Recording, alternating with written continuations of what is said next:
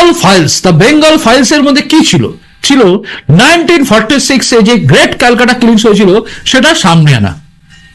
একটা অদ্ভুত জিনিস দেখুন, আকবরকে নিয়ে সিনেমা হতে পারে, আওরঙ্গজেবকে নিয়ে সিনেমা হতে পারে, কিন্তু উল্টোটা যদি হয়, মানে সে সময় তাদের মহিমান্বিত করা হয়, তারা আক্রমণ করেনি, তারা ভালো ছিল।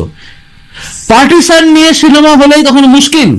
দেশ ভাগের আগে 1946 16ই আগস্ট যেভাবে নারকীয় হত্যা হয়েছিল কলকাতার বুকে, সেটা দেখালে কি এমন ক্ষতি? পুরনো দিন, কেউ তো বলছে না আজকে করছে, এটা আগেকার দিনের ইতিহাস।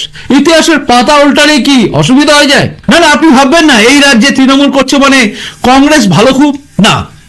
সবাই চেষ্টা করেছে সমস্ত ইতিহাসকে চেপে দিতে, ইতিহাস ধামা ছাপা পড়ে গেছে। এটা যে 1947-48 এই সময় হায়দ্রাবাদের নিজামরা, যাদেরকে ভারতবর্ষের মধ্যে অন্তর্ভুক্ত করার কথা বলা হয়েছিল, বল্লভভাই প্যাটেলের কথা আপনারা সবাই জানেন, তিনি যখন চাপ দিচ্ছেন নিজামকে আমাদের ভারতের অন্তর্ভুক্ত হতে হবে, ঠিক সেই সময় রাজাকার, ঠিক শুনছেন, বাংলাদেশে অনেককে বলে না রাজাকারের বাচ্চা, সেই রাজাকার যারা ছিল তারা কিভাবে অত্যাচার করেছিল সেই ঘটনাটা যদি সামনে আসে না, তাহলে অনেকের আবার পিলে চমকে যাবে।